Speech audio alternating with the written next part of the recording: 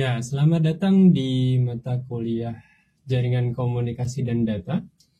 Pada video kali ini saya akan coba menjelaskan mengenai tugas praktikum menggunakan paket tracer. Ya.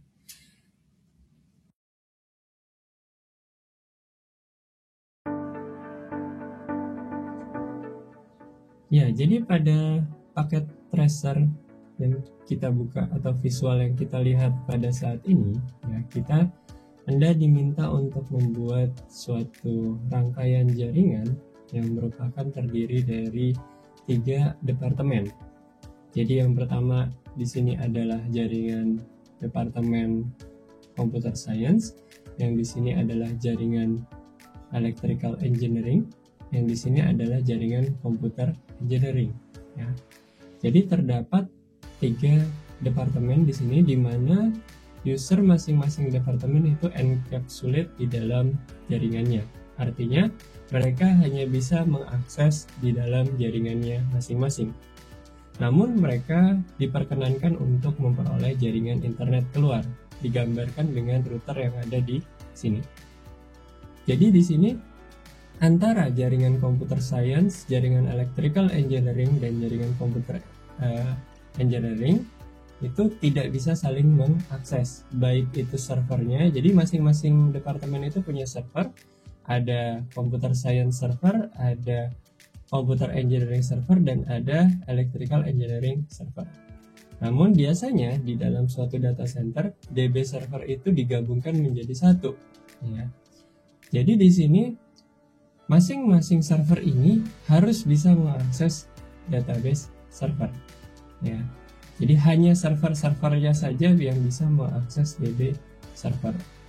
Jadi mereka bisa terhubung di sini, namun antara komputer yang dari departemen computer science tidak bisa mengakses electrical engineering. Nah, ada kasus di mana di sini ada satu mahasiswa computer science yang sedang riset di electrical engineering, di mana dia butuh akses ke dalam server-server yang ada di CS server. Oleh karena itu, makanya dia diberikan privilege di sini agar dia dapat bisa mengakses ke CS server. Namun dia juga, walaupun dia secara fisik berada di dalam misalnya gedung electrical engineering, tapi yang hanya bisa dia akses adalah CS server. Dia masuk ke dalam switch yang sama tapi memiliki jaringan yang berbeda. Kita bisa menggunakan VLAN untuk dapat membagi jaringan-jaringan tersebut. Ya. Jadi Anda diminta untuk membuat jaringan seperti ini, dan semua komputer tersebut bisa connect ke internet. Connect ke internet artinya dapat mengakses web server yang ada di sini. Ya. Untuk routernya di sini kalian akan mengkonfigurasi routing protokol. Ya. Jadi kalau ada satu router yang down, kalian masih bisa untuk mengakses web server.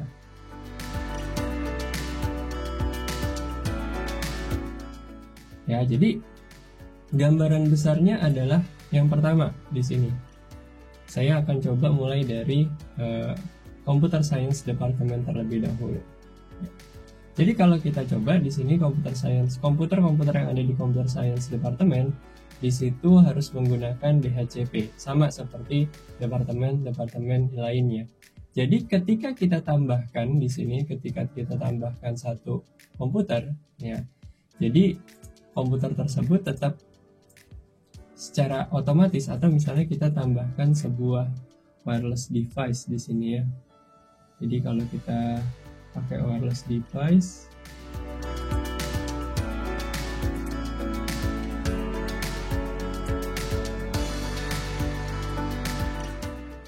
kita pakai tablet di sini ya. Misalnya kita pakai tabletnya kita konekkan. Ya. Tablet ini kita setting untuk DHCP ya.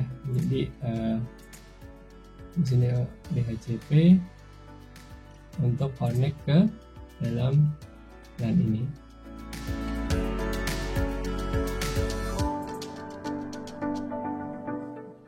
Oke, kita tunggu dia dapat IP address-nya. Sampai dia dapat IP address,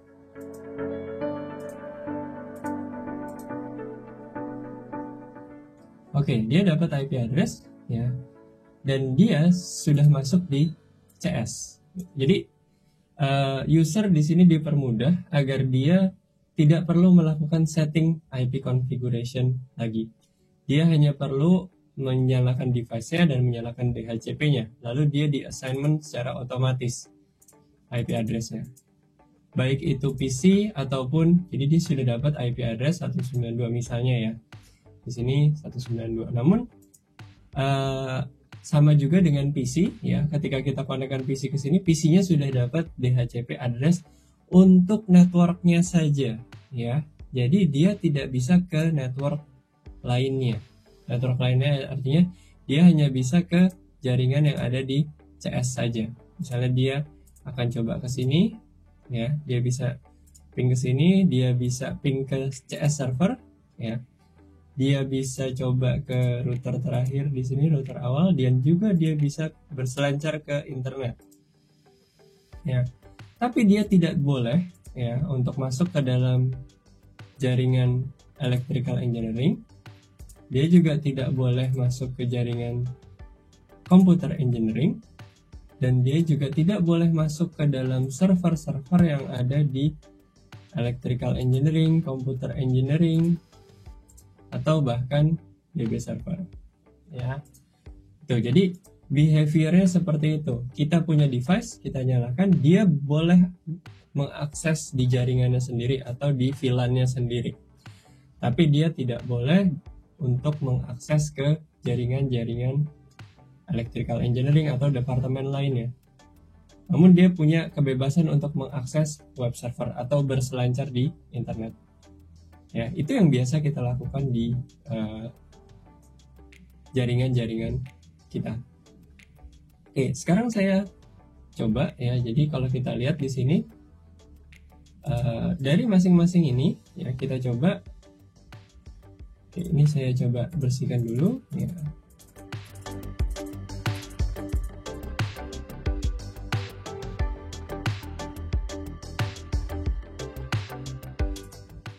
Di dalam sini kita bisa mengakses server CS kita ya, boleh. Tapi kita tidak bisa untuk mengakses server-server lainnya ya. Server lainnya kita tidak bisa akses ya. Jadi yang hanya boleh kita akses adalah komputer-komputer atau server-server yang merupakan departemen kita sendiri. Seperti ini kita di computer engineering, yang bisa kita akses hanya computer engineering server. Server-server lainnya tidak boleh kita akses. Restriksinya ada di situ. Oke, dari DB server ke DB server ya bisa ya, pasti ya. Terus kalau dari sini ke ES server, oke, ini ES server ke electrical engineering bisa. Oke, kalau dari sini ke ES server, ya dia failed. Artinya dia encapsulate hanya untuk servernya computer engineering, hanya untuk komputer-komputer yang ada di computer engineering, ya. Jadi dia tidak bisa ke departemen lainnya. Nah, untuk yang ini, walaupun dia secara fisik si laptop mahasiswa ini, walaupun dia secara fisik ada di electrical engineering karena dia butuh alat mungkin berada di gedung sana, dia diberikan VLAN-nya sama dengan VLAN yang ada di CS ya. Jadi dia bisa mengakses server CS ya. Oke, jadi kalau kita coba bersihkan dulu ya. Kita coba membahas bagi yang mahasiswa yang sedang berada di mahasiswa computer science yang sedang berada di electrical engineering. Dia bisa mengakses CS server secara logikal, walaupun secara fisik dia berada di dalam computer engineering, electrical engineering department, dia secara logikal bisa mengakses CS server. Namun dia tidak bisa mengakses CS server, dia tidak bisa mengakses computer electrical engineering server. Dia sama behaviornya seperti jika dia berada di sini ya. Jadi secara fisik dia berada di tempat yang lain ya. Dia hanya bisa mengakses ke CS server. Dia juga bisa kontak-kontakan terhadap komputer-komputer yang ada di CS server ya. Nah, di sini Jadi tantangannya mungkin di sini ada VLAN, dan VLAN itu melakukan DHCP karena masing-masing user di sini harus memiliki IP address yang secara otomatis bisa tergenerate, ya, baik di seluruh layanan VLAN ini. Ya, jadi kalau kita sambungkan mungkin yang baru gitu, ya kita harus bisa mengassign dia DHCP address-nya. Nah ini misalnya ini DHCP-nya kita matikan dan kita aktifkan, dia akan mendapat DHCP. Jadi setiap ada komputer yang baru masuk, kita tidak mengkonfigurasi ulang device-nya, tapi device-nya akan secara otomatis mendapatkan DHCP. Oke.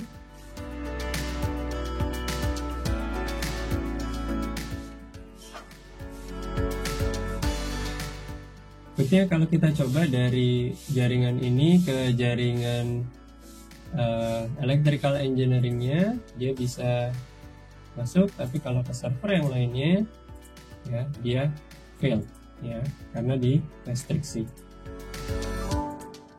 Oke, namun dia harus bisa untuk mengkonek ke internet, ya, dia diperbolehkan untuk mengakses ke internet. Jadi mengakses ke tempat lain atau server-server kecuali servernya dia sendiri itu tidak diperbolehkan, tapi untuk mengakses ke internet semuanya itu diperbolehkan, ya. Jadi walaupun dia tidak bisa ke server DB server, tapi dia bisa mengakses ke web server.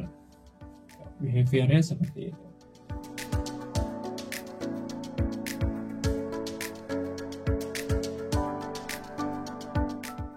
Oke, sekarang kita masuk ke behavior yang di server, ya.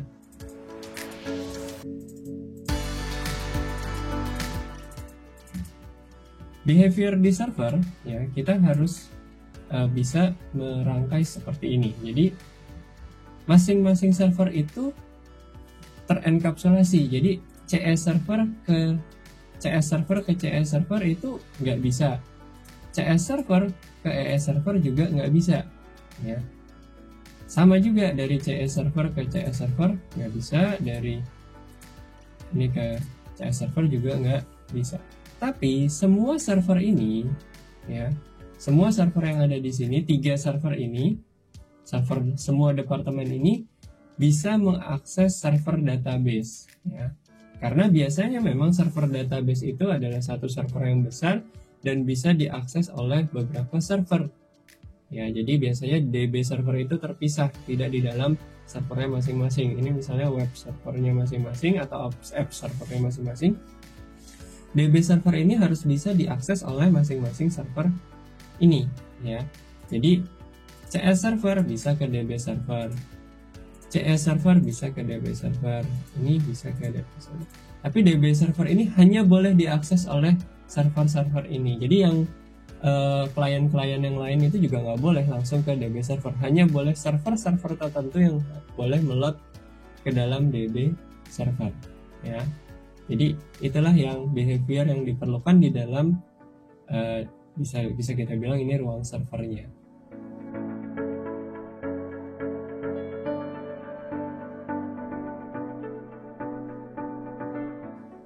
Oke. Sekarang kita lanjutkan ke bagian router, ya. Jadi di sini ada bagian router. Router di sini kalian nanti mengimplementasikan routing protokol di sini, ya, antar satu router dengan router yang lain. Mudah-mudahan kalian sudah bisa memahami kenapa router biasanya menggunakan routing protokol dan biasanya dia redundansinya ada banyak atau ada cukup banyak. Kayak di sini dari poin ini ke poin ini dia ada redundansi lewat sini dan ada redundansi lewat sini dan lewat sini. Itulah yang membuat router memiliki kelembaman, ya, artinya dia memiliki duplikat sehingga path untuk menjalankan dari satu titik ke titik yang lain itu bisa tergantikan ketika dia tidak bisa beroperasi, ya.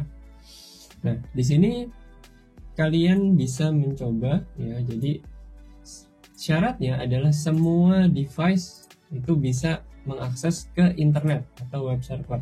Jadi sampai tablet pun itu bisa mengakses dari CS tablet ke web server, dari server ini ke web server juga.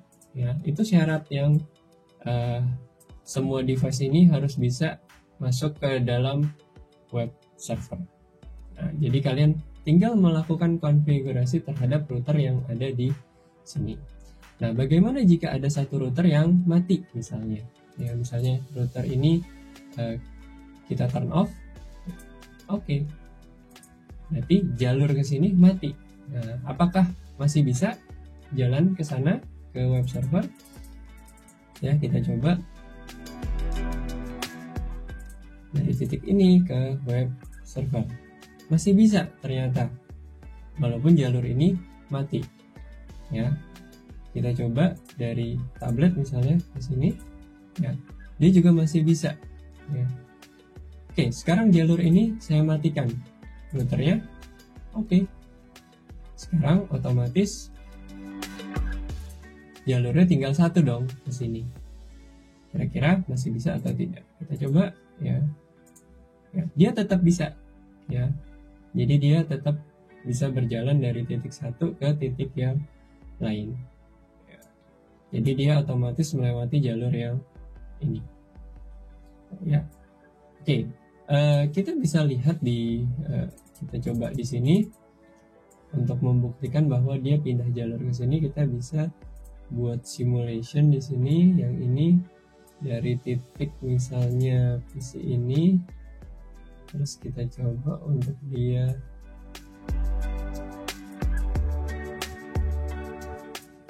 ke titik ini. Oke. Nah, kita coba lihat jalannya seperti apa. Ya, dia jalan ke sini, ke switch yang ini, terus dia coba jalan ke router yang ini. Ya, dia sampai ke router yang ini. Di router yang ini dia jalan ke sini.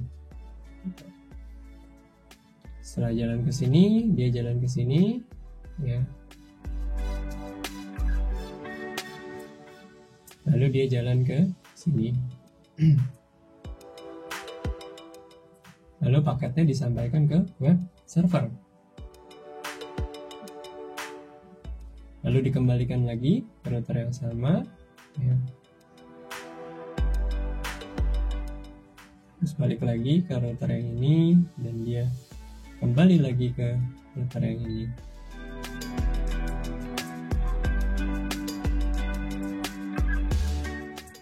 Balik ke router yang ini, balik ke switch yang ini. Ya, di sini kalian bisa lihat recordnya. Lalu dia akan kembali ke PC yang meminta tadi. Oke, paketnya sudah bisa sampai, sukses. Oke, seperti itu. Jadi sekarang saya coba nyalakan kembali, ya.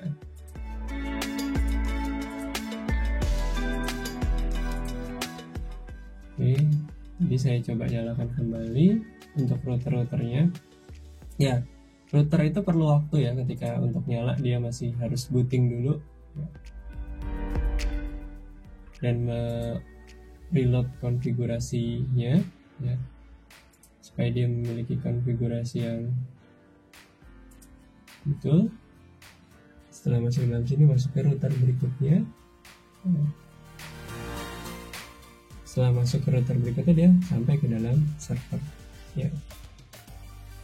Habis itu dia akan mengembalikan paket tersebut, ya, ke IP address yang sudah dibentuk.